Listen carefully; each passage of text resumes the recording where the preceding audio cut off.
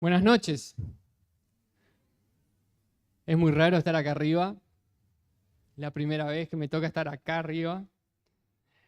Pero qué lindo podés ver a cada uno de ustedes que ha apartado un tiempo y los queremos bendecir. Hoy Mauricio, en la oración del equipo previa al inicio, él decía esto: honrar a cada uno por la predisposición a venir a servir al Señor y a escuchar también de su palabra.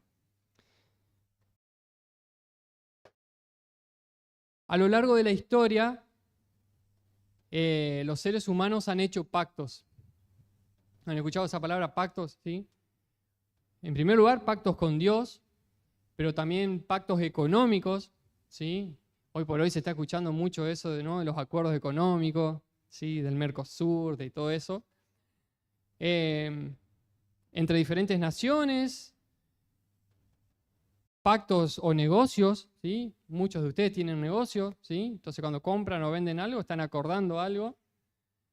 Pactos familiares, ¿sí? Había una telenovela sobre eso, no voy a decir cuál. Negocios, como ya dije, personales, negocios familiares, contratos, quizás sería la palabra por ahí que hoy usamos para ciertos pactos. Algunos son más trascendentales que otros. De hecho, uno de los más trascendentales de la historia y que perdura hasta el día de hoy, ¿cuál es? Ayúdenme porque estoy re solo acá arriba. ¿Cuál es el pacto? ¿Sí? Sí, acá con esta alianza que tenemos en nuestro dedo anular izquierdo, estamos mostrando que tenemos un pacto, un compromiso. Visualmente estamos llevando la marca de un compromiso. Porque no vemos nosotros por la calle, va caminando, miren, ahí va caminando uno que tiene un pacto económico con el... No, vemos el anillo que tiene, ¿sí? Tiene un pacto, una marca que identifica que esa persona tiene un pacto, un compromiso con su pareja, ¿sí? Históricamente hubo una relación entre el anillo y algo que era trascendente. De hecho, más allá del matrimonio, ¿sí? Las cartas o edictos reales, ¿sí? El sello de que ese edicto era legal, vamos a decir, era irrevocable, ¿sí? Era con un anillo. De hecho, Faraón le da un anillo a José cuando lo pone como gobernante. ¿Se van acordando? ¿Sí? Cuando Dios instituye los sumos sacerdotes, dice que en su ropa tenían que llevar anillos, etcétera, etcétera. ¿Sí? La Biblia entonces relata varios de esos sucesos. ¿Sí? A ver, ¿cuántos tienen un anillo en su mano? A ver. Son varios. Hay una que tiene un anillo hace unos días acá, así que ahí está, le brillaron los ojitos cuando dije. Yo le pedí a mi esposa que busque en el baúl de los recuerdos no sé cómo se dice, este portanillo, ¿sí? Que es el anillo, el primer anillo de compromiso que yo le había regalado cuando le dije, serías mi player 2, y hay un dibujito ahí de Mario Bros con la princesa. Otro día podemos hablar de eso si quieren, si mi señora me deja. Pero es un anillo de compromiso, ¿sí? Después cuando pasamos por la boda, bueno, ya llevamos la alianza de oro, ¿no es cierto? Entonces el anillo para nosotros en nuestra cultura nos habla de pacto, nos habla de que hay dos personas por lo menos ahí que se pusieron de acuerdo, nos habla de voluntades encontradas, nos habla de que había algo que estaba ahí, no tan definido, pero ahora sí ya se definió. Éramos novios, sí, pero con el anillo, listo, me comprometo con vos, ¿sí? Podemos decir que el anillo marca el final de una etapa y el comienzo de otra. ¿Sí? ¿Amén? ¿Estamos de acuerdo? Bien. El anillo entonces establece, hay un parámetro de un antes y un después. Clarifica las reglas de juego, nos limpia la cancha, podríamos decir. Hoy vamos a ver juntos entonces el anillo de la reconciliación. ¿Les parece? ¿Acompañan? Acá, esta imagen que ustedes ven, esto en realidad es un cuadro. Es un cuadro pintado en el año 1662 por un autor, un pintor holandés, apellido Rembrandt. Quizás se pronuncie diferente, pero bueno, lo que me sale, ¿sí? Y que está simbolizando el retorno del hijo pródigo. Así se llama ese cuadro, ustedes lo pueden googlear, ¿sí? Me pareció apropiado para graficar o ilustrar esta introducción. Los invito, busquen en sus Biblias, ahí, ojeen o deslicen hasta llegar en su Biblia, Lucas 15, 11 al 24. Nos vamos a encontrar ahí con un texto muy conocido en el cual hoy vamos a estar meditando.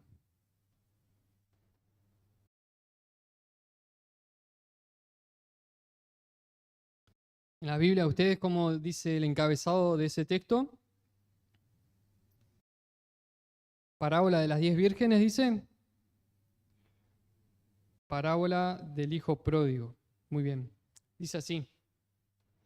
Jesús dijo también, un hombre tenía 2 hijos, y el menor de ellos le dijo a su padre, Padre, dame la parte de los bienes que me corresponde.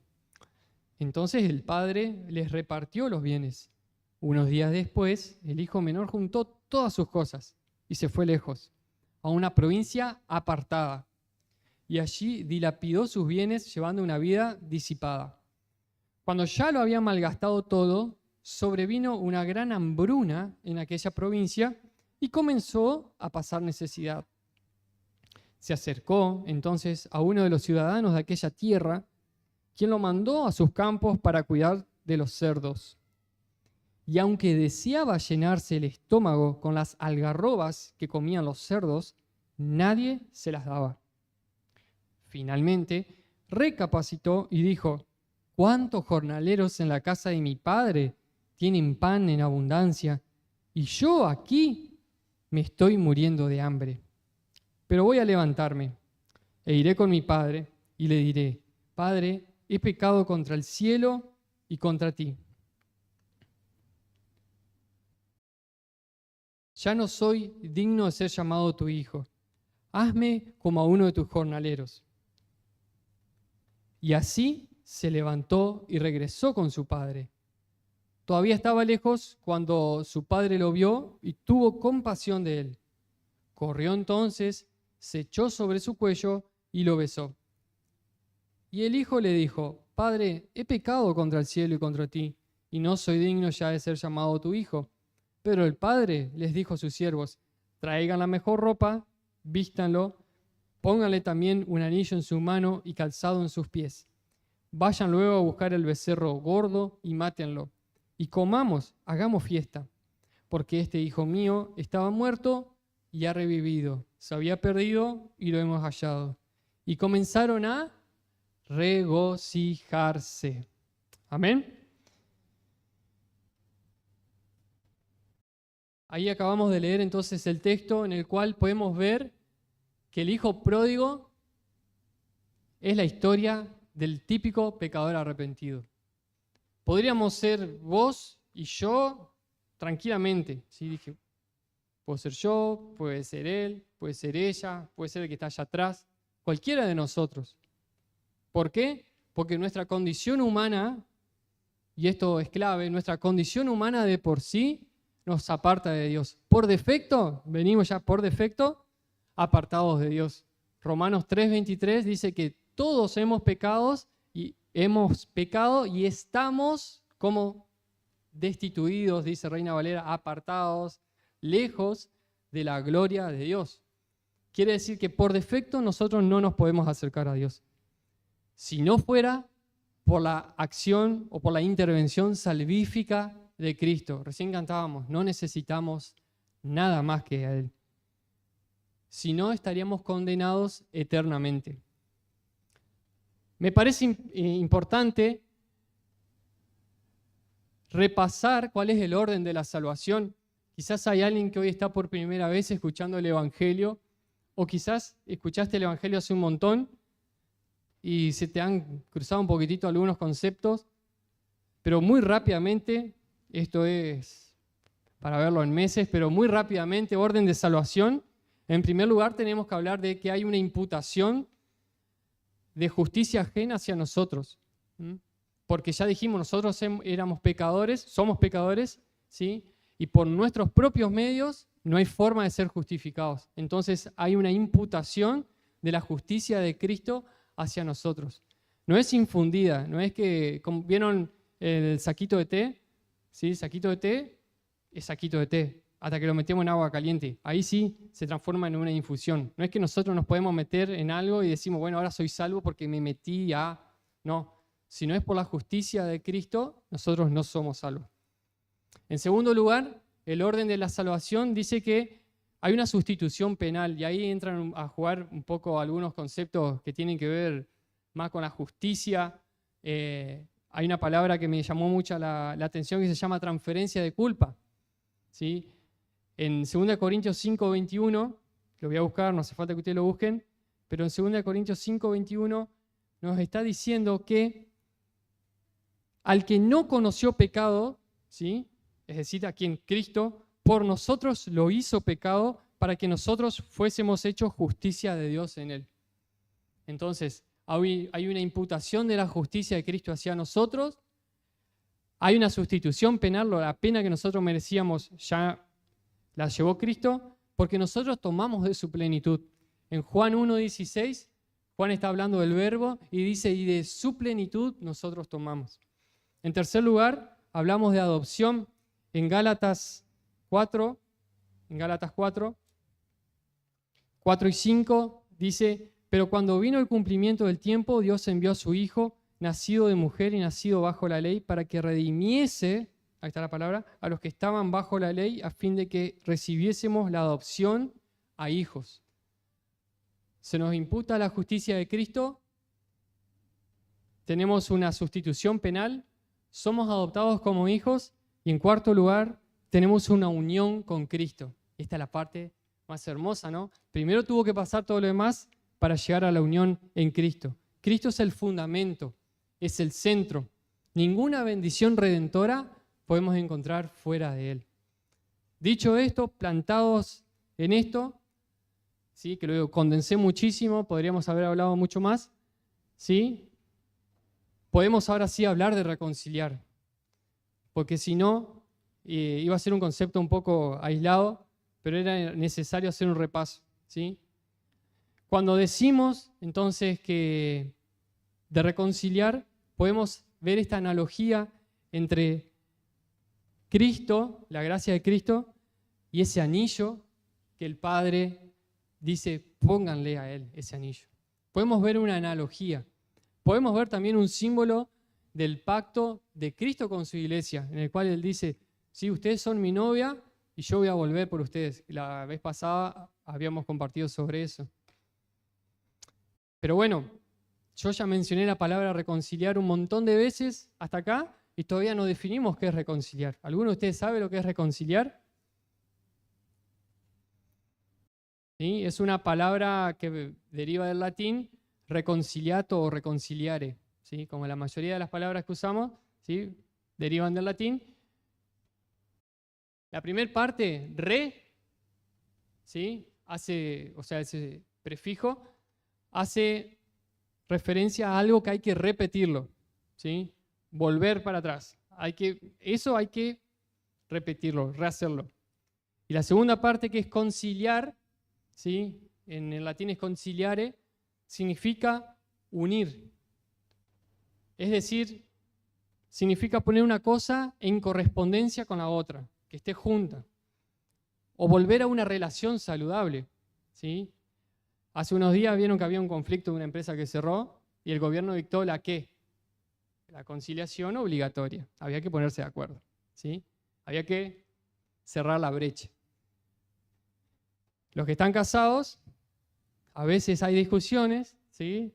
¿Y qué hay que hacer después? Hay que reconciliarse, ¿sí? ¿Cuándo? Antes que baje el sol, dice la palabra. ¿No? Eso aprendimos en el retiro de matrimonio también. Antes que baje el sol, ¿sí? Entonces, podemos ir viendo que acá la palabra justamente la Biblia usa una palabra que es reconciliar, que la podemos usar en varios aspectos, ¿sí? Y por eso es tan precisa la palabra del Señor, porque está usando un término que para nosotros es familiar. Reconciliar es justamente algo que estaba roto, volver a unirlo.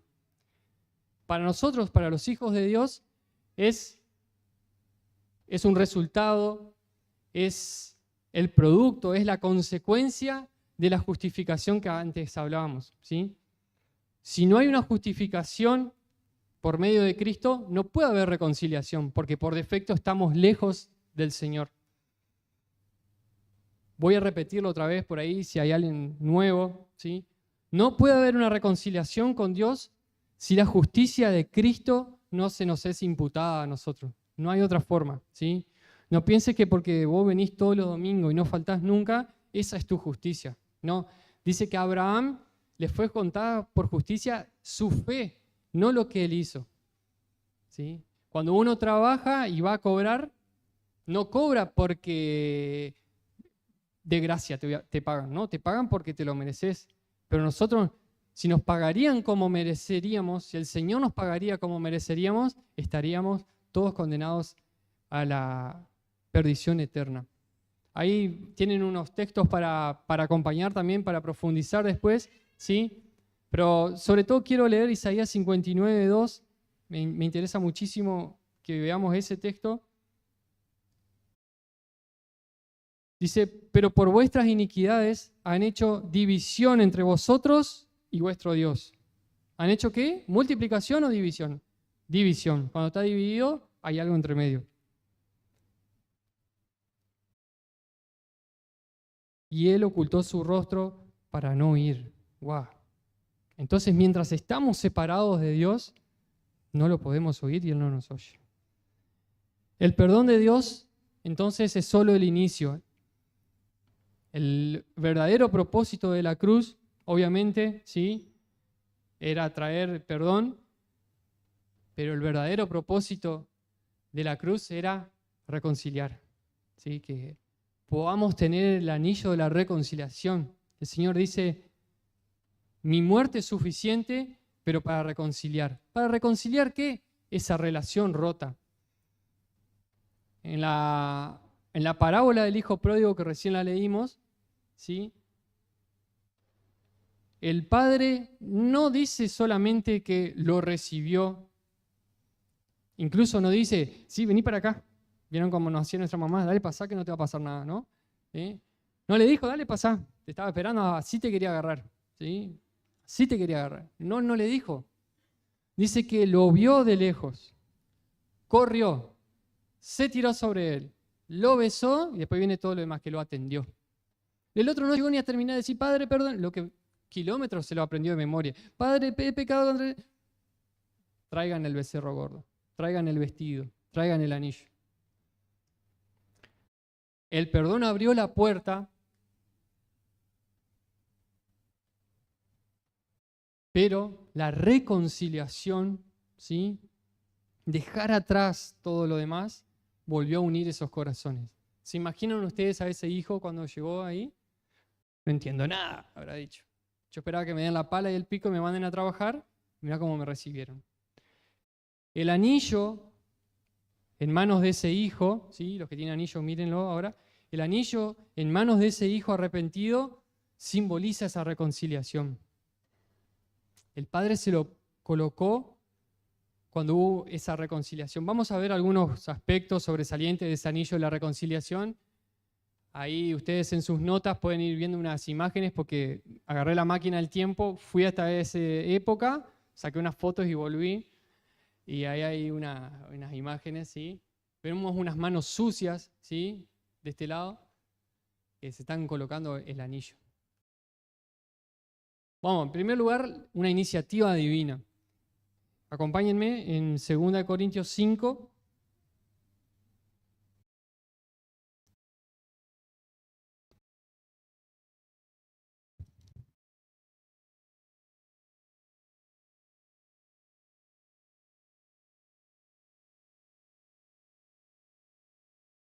Segunda Corintios 5. Después les recomiendo que lean todo ese texto, porque justamente habla del ministerio de la reconciliación desde el 11 hasta el 21. Nosotros vamos, por una cuestión de tiempo, vamos a leer nada más el versículo 18 en este momento, dice, y todo esto proviene de los hombres. ¿Cómo dice? Todo esto proviene de Dios, quien nos reconcilió consigo mismo a través de Cristo y nos dio el ministerio de la reconciliación. Acá el apóstol Pablo viene hablando un poco del ministerio y también anteriormente dice, ¿no?, que el Señor murió para que vivamos por Él, ¿sí? Pero termina ahí condensando con esta enseñanza. Dice que todo eso que Él le venía explicando proviene de Dios. La reconciliación proviene de Dios, no es por nosotros. Porque la enemistad y separación entre Dios y nosotros, ¿cuándo comenzó? ¿Dónde comenzó? ¿Sí? El pecado original, como dijeron por ahí. En Génesis 3:6 dice, tomó, comió y convidó a su esposo y ambos comieron. Y en ese momento, ¿sí?, se dieron cuenta, bueno, la caída que llamamos, ¿sí? Pero 9 versículos más adelante, el mismo Señor, ante ese problema, ella tenía preparada una solución. En mi Biblia de estudio, ese texto está con rojo, haciendo alusión a Cristo. Todos los textos que están con rojo hacen alusión a Cristo en la Biblia de estudio. Y ahí dice, el versículo 15 de Génesis 3, dice, pondré enemistad entre la serpiente y tú, hablándole a Eva, dice, ella te va a morder, ¿sí? Pero tú, ¿qué dice? Le pisarás la cabeza. Finalmente hay una victoria. Ahí está hablando de Cristo. Nos está diciendo, Cristo trae esa victoria. Entonces, vemos una iniciativa divina en decir, bueno, yo quiero reconciliar, yo quiero sanar, quiero volver a unir esa relación. Vemos a Dios desde el principio diciendo, esto estaba re bueno acá en el Edén, ustedes pecaron, pero yo quiero volver a estar en una relación íntima con ustedes. Por eso Jesús tuvo que morir. No había otra salida, ¿sí? Porque ya los seres humanos de por sí, ahora ya íbamos por defecto a estar contaminados, ¿sí? Por defecto ya íbamos a ser impuros. Por eso Cristo es el Cordero que quita el pecado del mundo, porque Él es el único, puro, santo y sin mancha. De hecho, cuando Cristo resucita y va con los discípulos en el camino de Emaús, le dice, che, pero ¿acaso no era necesario que el Cristo padeciera y resucitara? Ah, dicen ellos, se acordaron de lo que Él les había dicho en ese caminar con ellos. La muerte y resurrección de Cristo nos salva de la ira de Dios. Cristo es nuestra justicia. Ahí los textos ustedes los tienen para leer. Salmo 32:2, David profetizando también dice, bendito el hombre o bendito el varón, dice, sí, las mujeres también, ¿sí?, a quien Dios no le imputa sus pecados. ¿De quién está hablando ahí? Porque David era re bueno, dice, yo soy bendito, a mí no, el Señor no me imputa mis pecados. Fíjense cómo David está profetizando cientos de años antes diciendo, va a venir uno por quien ya nuestros pecados no se nos van a imputar. No es posible entender esto con nuestra cabecita, ¿no? Si ahí se quedaron con el texto en 2 Corintios 5:18, el versículo previo, el 17, dice que cuando estamos en Cristo, no cuando estamos haciendo lo que queremos, cuando estamos en Cristo somos ¿qué? Nuevas criaturas. Y seguimos por donde vamos, ¿no? Que dice, las cosas pasadas, las cosas viejas, son hechas nuevas, ¿sí? Y eso tiene que ver con esto. No hay forma de entender cómo el Dios santo, santo, santo, el Dios de la creación, dice, ok, mi justicia a través de Cristo se las voy a imputar a ustedes, ¿sí? Amén. Es un canje, digo yo, vida por vida. La vida de Cristo para traernos vida a nosotros.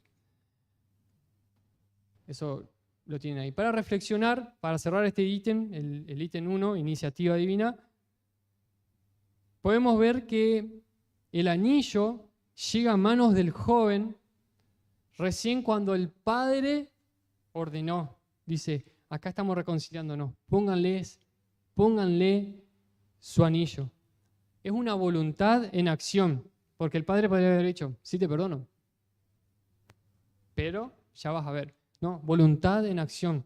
Te perdono, borrón y cuenta nueva. ¿Cuán consciente sos, cuán consciente soy del alcance del sacrificio de Cristo? Ese sacrificio que hoy nos permite venir ante el Padre, esa reconciliación. Y otra pregunta ahora para llevarlo un poco más a la vida diaria. ¿Somos de esos que toman la iniciativa cuando hay un conflicto y buscamos la reconciliación, o somos de los que si está en el piso, patada también ahí, sufra? ¿Estuvimos enemistados alguna vez con alguien? ¿Sí? A ver, levante la mano, solo yo, qué mal. ¿Estuvimos enemistados con alguien? Lo peor es cuando ese alguien es alguien cercano, alguien que amamos. Decimos, el Padre dice que lo vio de lejos, fue y le dio su amor. Hubo una voluntad. Soltemos perdón, seamos de los que perdonan y resuelven. Amén. Segundo punto, lo llamé zona franca. Ay, me quedaron las preguntas ahí abajo. Bueno, zona franca. Busquemos Efesios 2:10. Efesios también es, sobre todo el capítulo 2, es, podríamos decir, está condensado ahí. Todo lo que es la gracia, la salvación, es para leerlo y releerlo todos los días. Dice Efesios 2:16, perdón, voy a leer el 14 ya. Ustedes ahí también en su 2:10 dice. Bueno, era 2:14, perdón. 2 del 14 al 16 dice, porque Él es nuestra paz, que de ambos pueblos hizo uno, derribando la pared intermedia de separación, aboliendo en su carne las enemistades, la ley de los mandamientos expresados en ordenanzas, para crear en sí mismo de los dos un solo y nuevo hombre, haciendo la paz, y mediante la cruz reconciliar con Dios a ambos en un solo cuerpo, matando, repitan conmigo, matando en ella las enemistades. Hay otra versión que dice, puso fin a las enemistades. Hacer la paz, según Cristo, es poner fin a las enemistades. El reino del Señor no tiene dobleces. ¿Es así o es así? No va al medio, ¿sí?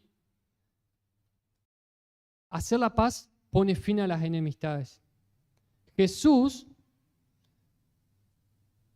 logró un acuerdo de paz mundial, podríamos decir. ¿Vieron que hoy están hablando de los acuerdos de paz mundial? Bueno, este es universal, trasciende todas las edades, ¿sí? Jesús es el que mató esas enemistades en varias direcciones, porque no solo de entre nosotros y Dios, sino entre nosotros, dice, ¿sí? Para que ya no estemos ahí compitiendo si es judío, si es gentil, como seríamos nosotros en este caso, pero no negocia esa enemistad. Dice, listo, se terminó. Mateo 5:9, el Sermón del Monte, ¿sí? Que podemos estudiar un montón de puntos importantes para nuestra vida en el Sermón del Monte. El 5:9, perdón que me quedo atrás, dice que benditos los pacificadores, porque ellos serán llamados hijos de Dios. Quiere decir que una condición propia, si nosotros decimos somos hijos de Dios, tenemos que ser pacificadores. ¿Cómo somos pacificadores? Llevando el mensaje de la cruz. Porque dice que la cruz, el mensaje de la cruz, la sangre de Cristo, pone fin a esas enemistades, trae paz. Él es nuestra paz. El apóstol Pablo en Romanos 14:19 también dice que nos insta a ir por aquello que trae paz entre nosotros y que busquemos la edificación de los unos de los otros. Entonces, cuando Cristo es nuestra paz, podemos edificarnos los unos a los otros en paz. Colosenses 1:20, pueden buscarlo, así se aburren también. Dice que al Padre le agradó que en Jesús habitase toda la plenitud y por medio de él reconciliar consigo todas las cosas, así las que están en la tierra como las que están en los cielos, haciendo la paz mediante la sangre de su cruz. La sangre de Jesús trajo paz. Amén. La sangre de Jesús trajo paz y un acceso para adoración y honra. No nos trajo paz para decir, bueno, listo, zafé. No, es una paz que nos debería llevar a nosotros a una devoción continua, a una adoración de continuo. La intencionalidad de Cristo nos atraviesa por completo entonces. Ese área de conflicto, ¿sí?, donde teníamos a un joven que se fue, gastó todo, mientras en la casa había que seguir trabajando, ¿sí?, había cosas que hacer, ¿sí? Cuando vuelve, esa que tendría que haber sido un área de conflicto, el Padre lo resuelve, ¿sí?, con gracia. De hecho, terminaron en una linda fiesta, ¿no? Dice que mataron al becerro gordo. Ahí vemos en la imagen, ¿no? Lo recibió y dijo, traigan el mejor vestido, fíjense, blanquito.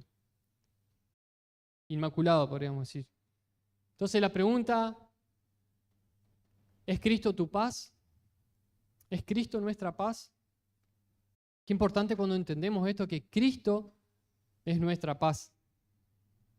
¿Estás haciendo uso de esa bendición? ¿Sos de los que se regocijan en Él? Acá puse regocijo sin reproches. ¿Te estás regocijando en Él? ¿Sí o no? No me dicen nada, entonces voy a pensar que no. Y ahora algo práctico de nuestro día a día. ¿Acaso a veces no revivimos algún reproche en lugar de regocijarnos sin reproches, justamente? ¿No revivimos en vez de reconciliar y matar las enemistades, como dijimos, no las estamos reviviendo? Se lo dejo tarea para la casa. Mañana con el mate piensen esto. Bueno, entonces vimos en la placa anterior, ¿sí?, que dice que se echó sobre él, lo besó. Acá le está dando unas vestiduras nuevas. En tercer lugar, el anillo de la reconciliación con sus joyas. ¿Sí? Eso también, una joya que compré. Vamos rápido a Romanos 5, que nos queda poquito tiempo, y ya esto es lo último. Romanos 5, texto que es para que lo lean, lo relean. Es apasionante lo que dice acá. El título es Resultados de la justificación. Entonces dice, justificados por la fe, tenemos paz con Dios por medio de nuestro Señor Jesucristo. ¿Qué tenemos? Paz. Fíjense que cada una de esas joyas están acá. Van a ver que coinciden. Tenemos paz para con Dios por medio de nuestro Señor Jesucristo. ¿Por quién tenemos también por la fe acceso a esta gracia en la cual estamos firmes? Y dice, y estamos tristes, dice, pues no. Nos gozamos, nos regocijamos en la esperanza de la gloria de Dios. Y no solo esto, sino también que nos regocijamos en los sufrimientos. A veces las cosas no van tan bien como queremos, ¿sí? Porque sabemos que los sufrimientos producen resistencia. La resistencia produce un carácter aprobado y el carácter aprobado produce esperanza. Esa esperanza no nos defrauda porque Dios ha derramado su amor en nuestro corazón por el Espíritu Santo que nos ha dado. Vemos entonces esta analogía, este gráfico, podríamos decir, después podemos decirle a los chicos en la casa que unan con una flechita cada uno, cada una de las joyas del anillo de la reconciliación. Pablo, ¿sí?, retomando quizás la parábola del hijo pródigo, quizás no, pero podemos ver que todos estos puntos tienen que ver con vos y conmigo. Los resultados de la justificación cambian nuestra realidad por completo. Podemos acceder a la gracia, podemos estar gozosos en ese proceso de santificación, aunque a veces las cosas no nos van tan bien, podemos aprender a perseverar, y cuando perseveramos nos empezamos a parecer más a Cristo. Dice Pablo en una de sus oraciones, dice: espero que Cristo sea formado en ustedes. ¿Sí? Y eso requiere una esperanza inquebrantable. Aprender a esperar, decir: Señor, espero en ti. Y entender que nada de esto es posible por nuestras fuerzas, sino es por medio de la obra del Espíritu Santo, que es Dios mismo que se derramó en nosotros. La reconciliación debe movilizar entonces nuestro interior. Sí, hay algo que en nosotros tiene que quebrarse y tenemos que aprovechar esa puerta que se abrió. ¿Para qué? Para acceder al Padre. Recordemos, sin Él no podemos acceder al Padre. Y qué privilegio es que criaturas viles, ¿sí?, como decía hoy también Mauricio, ¿sí?, de lo vil y despreciado el Señor nos levantó. Éramos viles y despreciados, pero la sangre de Cristo, la sangre del Cordero fue suficiente. Necesitamos vivir una vida consecuente con eso. No somos simples personas que andamos por la vida, no. Cristo pagó por mí, Cristo pagó por vos. ¿Sí? Estamos reconciliados con Dios, eso nos tiene que todos los días decir ¡ah! O bueno, la expresión que ustedes tengan, ¿no? Debe mover nuestro corazón, tiene que mover nuestro corazón, no podemos seguir así como venimos. ¿Sí? Cristo pagó, vos y yo estábamos condenados, pero gracias a Él, gracias a ese anillo que lo vemos ahí, que el hijo pródigo recibe el anillo, y no es que quedó ahí en el patio afuera, bueno, que sigamos conversando acá, no, sino que ¿qué dice? Bueno, busquen el que está allá, que le dimos papa todo el tiempo, vamos a comer ese, vamos a disfrutar. Fíjense, ahí los tenemos para la selfie, ¿sí? Allá no lo llegan a ver quizá, pero allá atrás hay mucha gente, había más gozándose, mucha comida, lo mejor se preparó, ¿sí? Pero padre e hijo se habían reencontrado. ¿Podemos tener algún beneficio del Evangelio sin una comunión real con Dios? Ahí en el relato del hijo pródigo, vemos que versículos 13 y 14 dicen que el joven vivió lo peor de su vida, podríamos decir, cuanto más lejos estuvo del Padre. En realidad, ¿saben lo que vivió? Vivió lo que se merecía. Porque él dijo: dame lo que yo me merezco, dame lo que me pertenece. Toma, le dijo el Padre, llévatelo. Y ahí cuando él vivió lo que le pertenecía, lo que merecía, donde peor la pasó. Entonces, no hay beneficios reales en nuestra vida lejos de Dios. En segundo lugar, la gracia no negocia la enemistad. Ya lo dijimos hoy. No la negocia la enemistad. Estamos enemistados, sí. Pero la gracia la mata. Ya no estamos enemistados. Cristo pagó. Amén. El Padre no reprochó cuando llegó. Recibió con amor y se alegró. Era obvio que el otro era un pecador. Era obvio. Encima el hermano estaba mirando así como diciendo: mirá, ahí volvió aquel. Era obvio que era pecador. Y el otro empezó con lo que había ensayado kilómetros. Padre, ¿he pecado? Sí. Te amo. El fin de la hostilidad no es una mera frase o una emoción. No, es realmente recibir. El Evangelio no es un alivio emocional, sino que nos lleva a restaurar esa relación de forma, podríamos decir, revolucionaria. De blanco a negro. Perdón, de negro a blanco, porque la relación estaba negra, ¿sí? Mal. Pálido. mal. Se restauró. El padre, en el versículo 22 al 24, recibió de corazón al hijo pródigo. Y cuando lo recibió, le dio lo mejor. Fíjense qué pilchita le dio. Fíjense que tiene unos bordados que le agregaba ahí. Le dio lo mejor. No fue solamente decir, bueno, para alivio de mi conciencia. No. Fue totalmente intencional.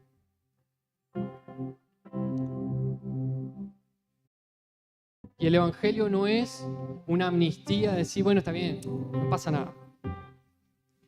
No es un perdón liviano. No, le costó la sangre a Cristo, su vida. Él estaba bien en el cielo. Los ángeles lo adoraban día y noche y vino. Entonces, la salvación que hoy gozamos es por y para señorío de Cristo, hermano. Su sangre es suficiente, sí, pero es suficiente y nos tenemos que gozar. Tenemos que gozarnos. Para que haya regocijo ese día, para que esté la mesa llena, ¿qué hubo que hacer? ¿Qué hubo que hacer? Vayan, busquen el becerro gordo, no alguno de el becerro gordo. Mátenlo, prepárenlo, porque hoy haremos fiesta. No hay banquete sin sacrificio. Lo bueno que el sacrificio es de Cristo, no nuestro. Por último, la sustitución penal en Cristo. ¿Se acuerdan que decíamos nosotros merecíamos? La sustitución penal en Cristo nos conecta. ¿Con qué? Con una restauración filial. ¿Filial? ¿De qué nos habla filial? Nos habla de algo íntimo, de algo personal, de uno a uno. Nos habla de familia. Nos habla de casa. Volvemos a casa.